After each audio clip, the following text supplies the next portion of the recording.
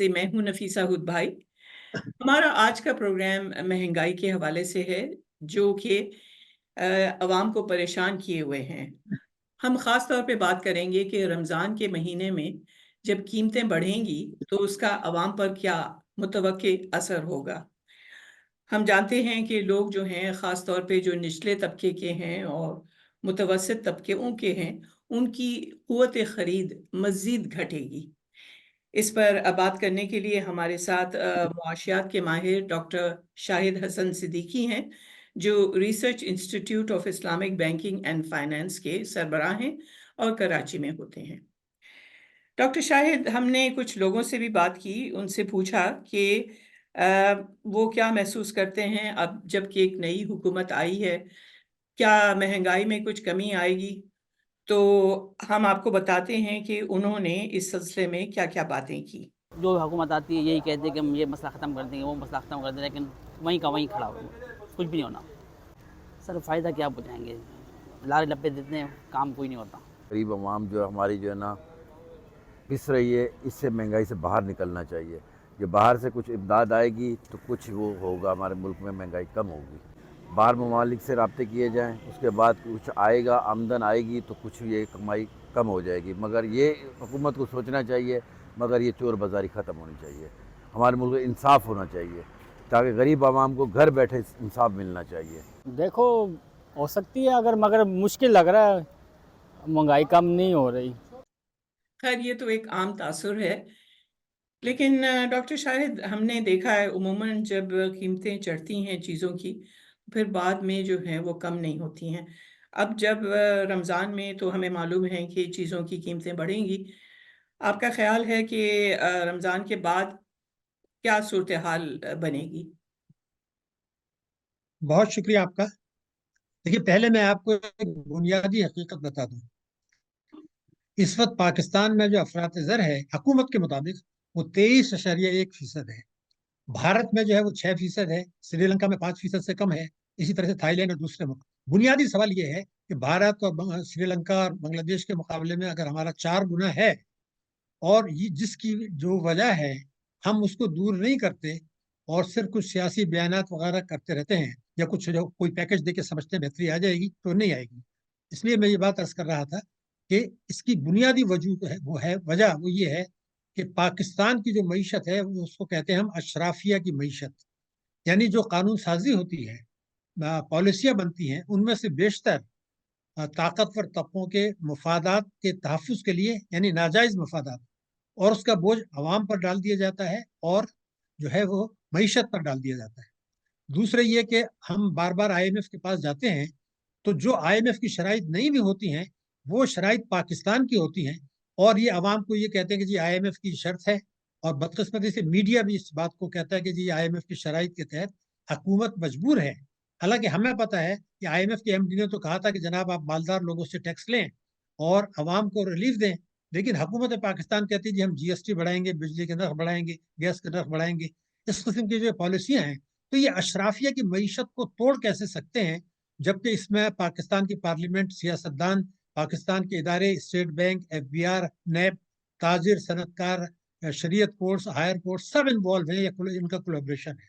और जब तक इस गठजोड़ को हम नहीं तोड़ते और अशराफिया मीशत को नहीं तोड़ते, अगर कोई ये समझता है कि पाकिस्तान में सही मानों में महंगाई कम हो सकती है, या मीशत की शरह नमू बेहतर हो सकती है, या अवाम की हालत में कोई बेहतरी आ सकती है, वो अब अपने आप को धोखा देता है। ये मैं बात इसलिए कर रहा हूँ कि वजाहत करने के लिए कि मेरे मुल्क में 11 करोड़ लोग गुर्बत की लकीर से नीचे हैं, 23% महंगाई है। आप बिजली की नर्ख भी बढ़ाते हैं, गैस की नर्ख भी बढ़ाते हैं। बिजली की चोरी रोकने के लिए हम तैयार नहीं है, स्मगलिंग तोड़ने के लिए हम रोकने के लिए हम तैयार नहीं है। और मैं जो वजूहत में आप बात करूं कि जिस मुल्क की इंपोर्ट्स एक्सपोर्ट से दुगनी हो, यानी डबल हो, तो वो तजारती खसारा होगा। तो फिर आप जो है ना कर्जे लेंगे, और उसकी शराइत भी होंगी, कर्जों पर सूद भी होगा। तो आपकी एक्सपोर्ट को हम बढ़ाना नहीं चाहते, और जाली रेमिटेंसेज जो होती है 111 सबसेक्शन 4 से मंगाते हैं हम। तो हमारा एक्सपोर्ट जो है वो आधा है, और हमारी रेमिटेंसेज भारत के मुकाबले में GDP के तनासब से 3 गुना ज्यादा है, और हमारी एक्सपोर्ट उससे आधा है GDP के तनासब से। एक तो ये स्टार्ट हो गया। दूसरी बात ये थी कि हमने अपनी जो पॉलिसियां बनाई हैं, उसमें बुनियादी नुक्ता यही रखा है कि मॉनेटरी पॉलिसी को आप देख लें, जो कंट्रोल करता है अफरात ज़र। ये मैं बात ये कर रहा हूँ कि ये चीज़ों को आप दूर करेंगे तो आवाम के रोने गाने से तो कुछ नहीं होता। तो असल चीज़ ये है कि ये पॉलिसी क्या है, मॉनेटरी पॉलिसी स्टेट बैंक की। जिस वक्त मई 2022 में अगर चले जाएं तो 13.8% महंगाई थी, 13.8%, और हमारा जो डिस्काउंट रेट था वो 12.5। तो स्टेट बैंक ने कहा था हम इसको जो है कंट्रोल करने के लिए इसको बढ़ा रहे हैं डिस्काउंट रेट को। वो 12.5 से 22 चला गया, और आपकी महंगाई 13.8 से 23 हो गई। यानी मॉनेटरी पॉलिसी नाकाम है, वो उसको कंट्रोल कर ही नहीं सकती। इसलिए कि हुकूमत की जो पॉलिसियां हैं, वफाक की जो पॉलिसियां हैं, एफबीआर की जो पॉलिसी है, और खुद स्टेट बैंक की जो पॉलिसी है, उसमें तो अफरात ज़र बढ़ाएगा उन पॉलिसियों से, वो कैसे कम होगा। तो बिल्कुल। मॉनेटरी पॉलिसी भी नाकाम हो गई। तीसरी बात ये थी कि जब आप रुपए की कदर गिरेगी, इसलिए कि आपकी इम्पोर्ट्स जो है वो दुगनी है। मैंने देखा कि 5 साल में $292 बिलियन के हमने जो है इम्पोर्ट कर ली। एक्सपोर्ट किया आपने $130 अरब की। तो $160 अरब का जो तजारती खसारा है, तो रुपया तो गिरेगा आपका।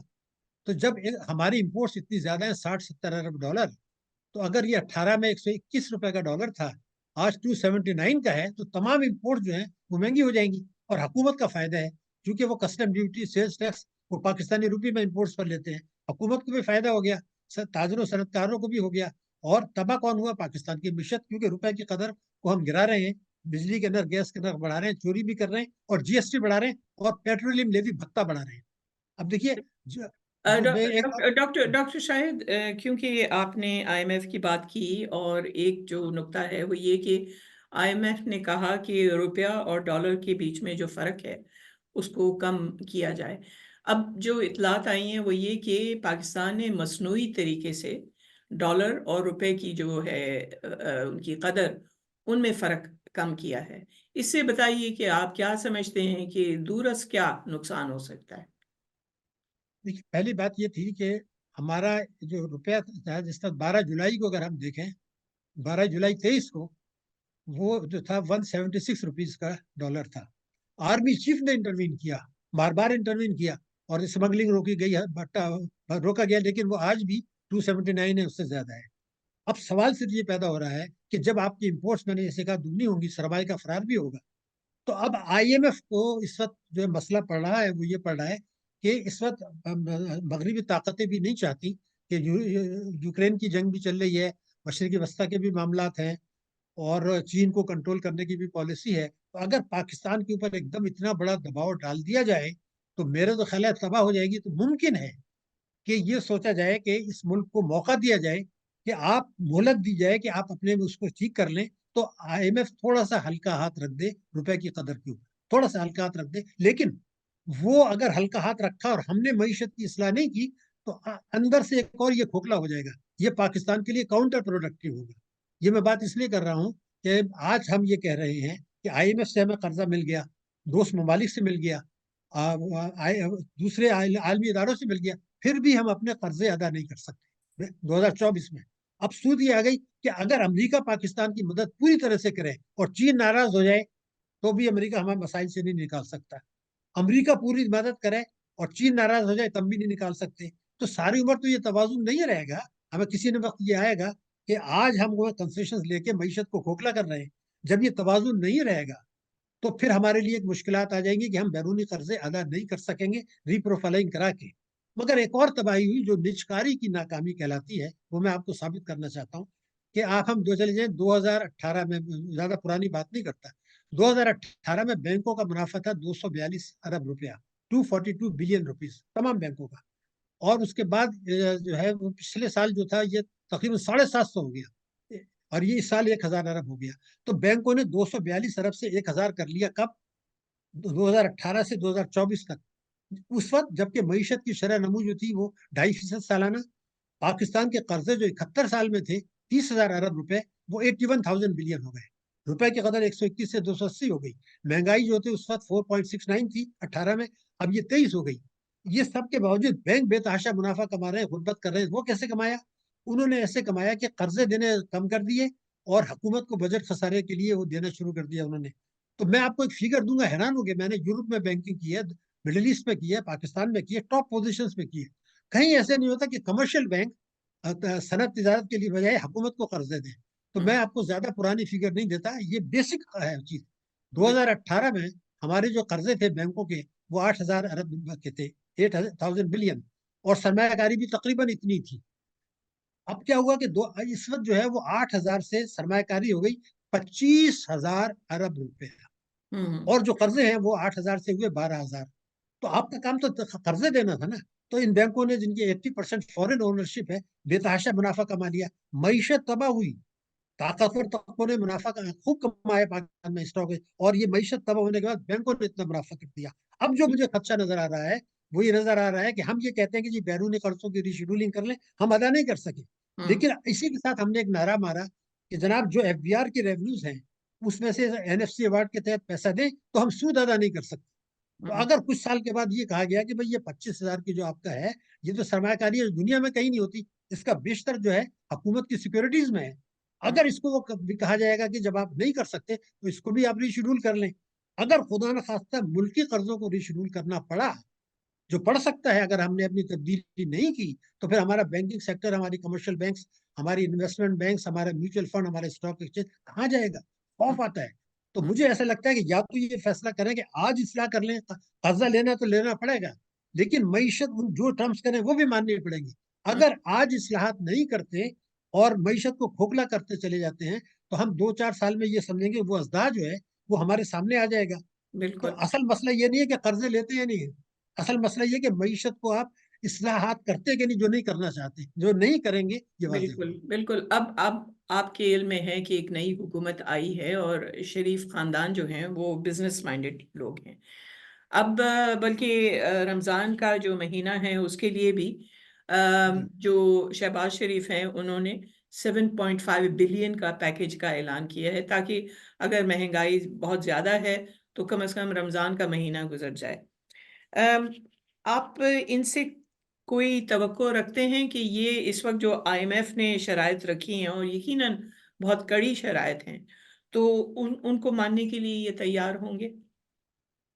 मैंने आपकी खिदमत में अर्ज किया कि मैं उनकी कड़ी शराइत मानता ही नहीं हूँ।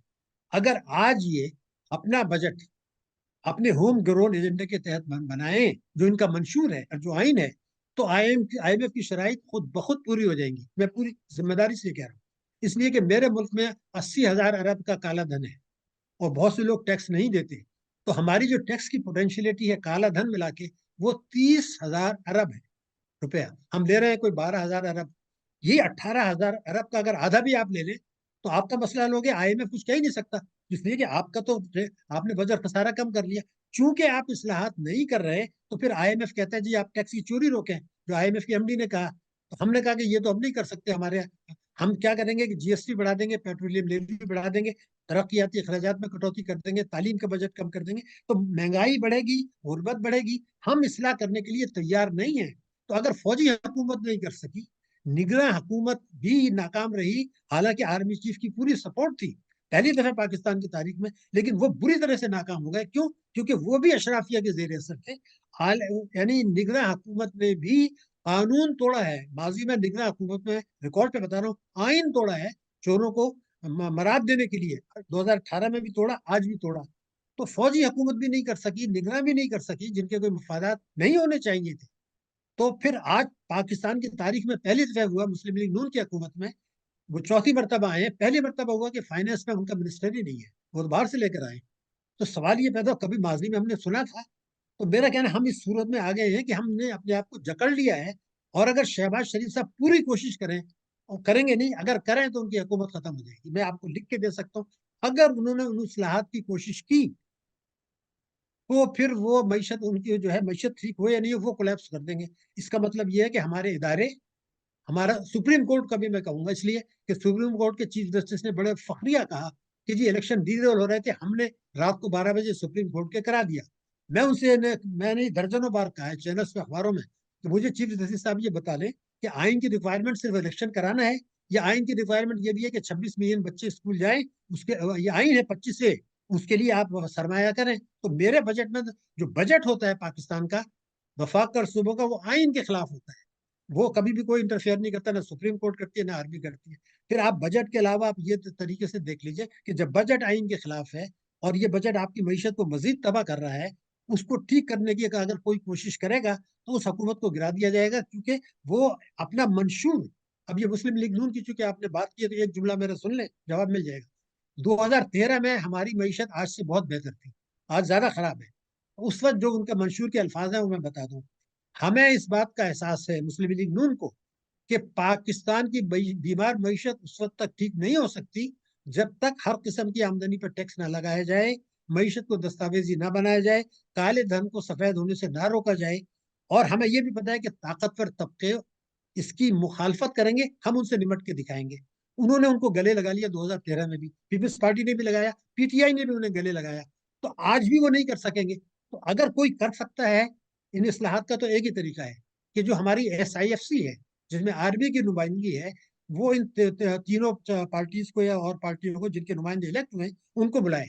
उनसे कहा जनाब ये आपका मंशूर है जो आपने माजी में नजरअंदाज किया, ये आइन की क्लॉजेज है 25 से 227 अड़सठ, ये आपने नजरअंदाज किया, अब ये नहीं हो सकता। अब मैशत तबाह है, हम जो है ना डिफॉल्ट कर जाएंगे, या असासे बेचेंगे, या अपने रीप्रोफाइल करेंगे, बिल्कुल तबाही बर्बादी आ जाएगी। आज इंडिया ने कह दिया कि जी हम तो डिफेंस बजट पाकिस्तान का वो भी देखें, तो नहीं, हमारे गिर्द घेरा तंग हो रहे हैं।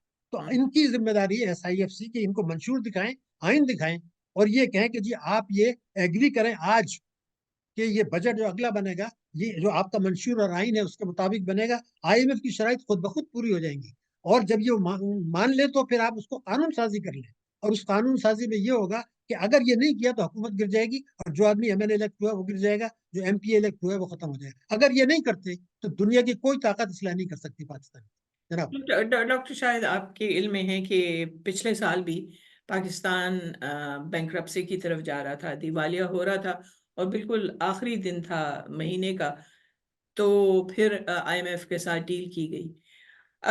इस वक्त जो हम देख रहे हैं, और शायद आप इसकी तायद करें या नहीं, लेकिन ये कि इदारे भी इस वक्त सीरियस हैं, संजीदा हैं कि गवर्नमेंट डिफॉल्ट ना करे।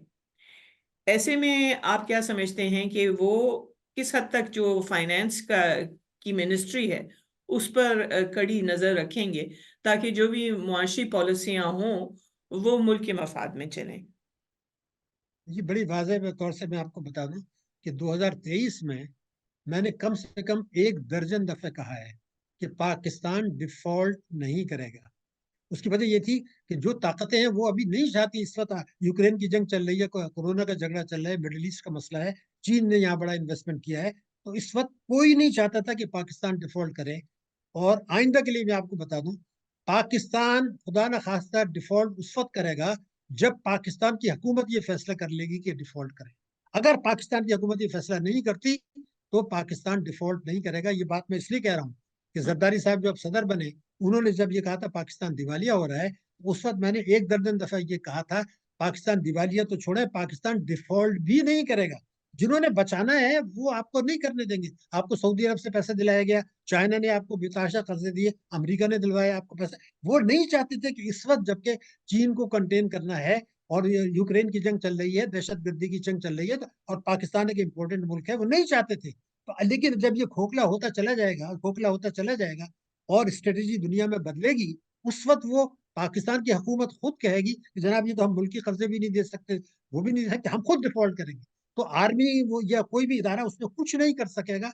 अगर आज उन्होंने आज की तारीख में ये जो मैंने आपसे कहा है कि वो बजट कानून दिखाएं, मंशूर दिखाएं, और ये कर लें कि जी हर किस्म की आमदनी पर टैक्स लगेगा, किसी को छूट नहीं होगी, GST कम होगा, पेट्रोलियम लेवी कम होगा, तालीम और सेहत का बजट जो है बढ़ेगा, और मीशत को दस्तावेजी बनाएंगे, और IMF का प्रोग्राम आखिरी प्रोग्राम होगा। ये अगर फैसले अमली तौर पर नहीं करके उसको कानूनी शक्ल नहीं देते तो फिर कोई भी कुछ नहीं कर सकेगा। मुशर्रफ ने कोशिश की थी जब वो हुक्मरान था कि रिटेलर से टैक्स ले ले, उसने फौज को वापस बुलाया था। तो ये हमारा माफिया बहुत स्ट्रांग है, और ये सियासतदान, पार्लियामेंट, ये सारे के सारे स्टेट बैंक, ये सब जो है ना इनमें गठजोड़ है, इसको तोड़ना इतना आसान नहीं होगा। तो ये तो मुझे जो है खदशा नजर आ रहा है वो यही है कि हुकूमत की कोशिशों से, आर्मी की कोशिशों से IMF भी हल्का हाथ रख देगा, कुछ आहिस्ता आहिस्ता कुछ इस्लाहात करेंगे, लेकिन उससे जो है कुछ साल गुजरेंगे, लेकिन अंदर से हम खोखले हो जाएंगे। मैं जो वार्न कर रहा हूँ कि ये जो इस्लाहात की बात कर रहे हैं, कुछ so call government to government investment जो है, इससे बड़ी खतरनाक चीज कोई नहीं होती। इन्वेस्टमेंट हमेशा निजी शोबा लाया करता है, government to government disasters. PTCL लाए थे, वो पैसा आपको नहीं मिला आज तक। तो हमें तो गवर्नमेंट टू गवर्नमेंट कोई इन्वेस्टमेंट लाने के लिए तैयार नहीं है। एसआईएफसी ने जो बड़ी गलती की वो ये की कि वो कह रहे हैं फॉरेन इन्वेस्टमेंट लाएंगे, नहीं आएगा, इसलिए कि मईशत जब ठीक होगी तो वो खुद ब खुद आएगा, जब लोगों को फायदा नजर आएगा। तो मैं समझता हूँ ये स्ट्रेटेजी इस वक्त जो बनाई जा रही है वो गलत है, कि आहिस्ता आहिस्ता इस्लाहात करें। तो उससे जितनी आहिस्ता इस्लाहात करेंगे तबाही उससे ज्यादा होगी, अंदर से खोखला। आप समझिए अजदा खड़ा है 2030 में, हमें आहिस्ता आहिस्ता करके उसके आहिस्ता आहिस्ता उसके करीब जाएंगे तो डसेगा फिर भी। आज ये बजट अगर वफाकी और सूबाई उस एजेंडे के तहत नहीं बने जो मैंने आपको बताया है, तो फिर पाकिस्तान की इन मुश्किलात को मेरे ख्याल से कोई भी नहीं रोक पाएगा। आपने बिल्कुल कहा कि ये जो ऊपरी तबका है वो अपने मफाद की खातिर पॉलिसियां बनाता है, ये तो हर एक जानता है। लेकिन एक और भी तो तबका है ना जो कि ज़ख़ीरा अंदोज़ी करता है। मसलन रमज़ान में इसकी मिसाल मिल जाती है कि जब वो चीज़ों की होर्डिंग शुरू कर देते हैं तो फिर कीमतें जो हैं आसमान से बातें करने लगती हैं। तो ऐसे में आपके ख़्याल में जो दरमियाना तबका है, उसको भी क्या हिदायत दी जाए ताकि जो बिल्कुल गरीब लोग हैं, वो इसमें जो है वो ना पिसे जाएँ? देखिए, दो बातें हैं। पहली बात तो ये कि अगर 23% महंगाई जो मैंने बताई अगर ये रहती है और रमजान में कीमतें भी ना भी बढ़े, जो कि बढ़ेंगी, तब भी 23% भी अफोर्ड नहीं कर सकते। पहला तो ये है कि हमारे जो अवाम है, हम खुद रमजान में अपना कंजम्पशन बेतहाशा बढ़ा देते हैं चंद आइटम्स के ऊपर, खासतौर से अफ्तारी पे। तो जब आपकी डिमांड बढ़ेगी तो उनको ये सोचना चाहिए, रोजा इसलिए तो नहीं है ना कि आप जो है वो तली हुई चीजें, बेसन, दही और वो ये सारे बेतहाशा करें, तो वो अपने जरा एतदाल में चलें। पहली चीज तो ये है, नंबर एक। दूसरी बात यह कि जखीरा अंदोज जो हैं उनको हुकूमत की मदद हासिल रही है, वो जखीरा अंदोजी करते हैं, मुनाफाखोरी करते हैं। उसमें क्योंकि उसमें हुक्मरान खुद भी जो है ना, जो बिजनेस कम्युनिटी के लोग हैं उन सब में गठजोड़ है। तो वो तीसरा जो गवर्नमेंट है आपकी, लोकल बॉडीज प्रोविंशियल, वो कहते हैं जी हमारा, हम तो कमिश्नर का एक रोल होता है लोकल बॉडीज का, वो सियासतदानों को प्रोटोकॉल देने में और लॉ एंड ऑर्डर में लग गए हैं। और इन सबको तो वो भी कोई एक्शन नहीं लेते कि जी जो लिस्ट बताई गई है वो उसके मुताबिक बेचें, वो बढ़ रहा है। तो वो सूबाई हुकूमत भी काम नहीं कर रही, जिली इंतजामिया भी नहीं कर रही, वफाकी हुकूमत भी नहीं कर रही, इदारे भी नहीं कर रहे, आम और आदमी भी नहीं कर रहे, अपनी कंजम्पशन कम नहीं कर रहे। और आम आदमी पे जो सबसे बड़ा, मैं ये कहता हूँ कि कुरान ने ये क्या कहा है, अल्लाह ताला उस कौम की हालत नहीं बदलती जो अपनी हालत नहीं बदलता। उन्होंने लीडर के लिए नहीं कहा है, कौम नहीं बदलेगी। ये कौम जो है, अगर आप सोशल मीडिया पे देखें कौम क्या बात कर रही है, कल सुप्रीम कोर्ट का फैसला क्या आएगा, उस फलां सियासतदानों ने क्या कहा, कभी ये हमने सुना है कि भाई ये कौम ये कह के जी भारत में 6% महंगाई है तो मेरी 23 क्यों है, भारत में रुपए की कदर तो नहीं गिर रही। मैं जो है आईएमएफ के पास 13 दफे क्यों गया हूँ, 1993 से अब तक भारत एक दफे, 94 के बाद से नहीं गया, बांग्लादेश एक दफे गया। तो आए ये गरीब आदमी सिर्फ बीवी बच्चों को मारने के लिए और जिंदाबाद के नारे लगाने के लिए, इनको ये जिम्मेदारी होगी कि वो ये कहें कि, और जो मीडिया है उनकी ये जिम्मेदारी कि जब कोई सियासतदान आए तो उससे कहेंगे भाई आपने तो ये मंशूर दिया था, तो ये तो नहीं किया आपने, ये तो तकरीर की थी। तो अवाम जब तक ये जिम्मेदारी अपनी महसूस नहीं करेंगे और मीडिया जब तक उनको सियासी बातें बताता रहेगा, इस तरफ दिखाएगा ही नहीं, तो अब वो रोना पीटना करते रहेंगे और कुछ भी नहीं होगा। तो अवाम की भी जिम्मेदारी है, हुकूमत की भी है। रमजान में जो कुछ हो रहा है अब ये कुछ नहीं कर पाएंगे, चीज इनके हाथ से निकल चुकी है कि बहुत टाइम से निकल गया है, अब नहीं हो सकता। अब तो ये देखें कि लोकल इंतजामिया को कहें कि जरा प्रोटोकॉल छोड़ें, यहाँ इस तरफ जाएं, जो जखीरा अंदोजी कर रहा है जिससे ऊपर जो फहरिस्त है उससे ज्यादा दे रहा है उसको पकड़ें, जुर्माना करें, जेल में डाल दें। कुछ सख्ती करेंगे तो होगा, जिसका इनका इरादा नहीं है। फिर कंज्यूमर सोसाइटीज दुनिया में होती हैं, वो नहीं है। फिर जो प्रोटेक्शन लॉज कंज्यूमर्स के हैं वो इफेक्टिव नहीं है। तो ना कानून देख रहा है, ना इंतजामिया देख रही है, ना पुलिस देख रहा है, ना आवाम देख रहे हैं। हम इस शैतानी चक्कर में फंस गए हैं। तो अगर आप जैसे ये कर रहे हैं, ये बड़ा अहम किरदार है आपका, कि अगर आवाम को ये एजुकेट कर सकें कि ये नहीं करेंगे, आपको करना है, आपको बात करनी है, जलसों में जाने के बजाय उसको पकड़ना है कि बताओ ये महंगाई, ये पेट्रोल क्यों महंगा हो रहा है, बिजली की चोरी जो उन्होंने पिछले साल जो निगरानों ने कही थी हम कराएंगे, अब शहबाज शरीफ जो फिगर दे रहा है वही फिगर जो पहले थी, मतलब कुछ भी नहीं हुआ। तो ये टैक्स की चोरी, बिजली की चोरी, हर चीज जखीरा अंदोजी, मुनाफाखोरी, रुपए की आवाम के ऊपर, और आवाम खामोश है। मीडिया भी उसी माफिया का हिस्सा बन गया, जो हमारा माफिया है। तो ये हमारी प्रॉब्लम है। तो जब तक आवाम खुद अपनी जिम्मेदारी महसूस नहीं करेंगे और मीडिया जो है आवाम को सियासत के बजाय ये एजुकेट नहीं करेगा, ये हम एक कौमी खुदकशी की तरफ खुदा न खास्ता में जा सकते हैं। बिल्कुल सही है। बहुत ही आपने पुरमगज़ बातें बताई और हमारा मीडिया भी यही कोशिश कर रहा है, जेबी कनेक्ट्स, के लोगों को मुआशी तौर पे जो हैं वो चीज़ों को समझाएँ और बताएँ कि इस वक़्त इस मुल्क का मुआशी हाल इतना बुरा क्यों है। लेकिन हमारे प्रोग्राम का वक़्त ख़त्म हुआ। हमारे साथ थे डॉक्टर शाहिद हसन सिद्दीकी, जो research institute of Islamic banking and finance के सरबराह हैं। बहुत शुक्रिया कि आपने हमें वक़्त दिया और हमारी तरफ से खुदा हाफ़िज़।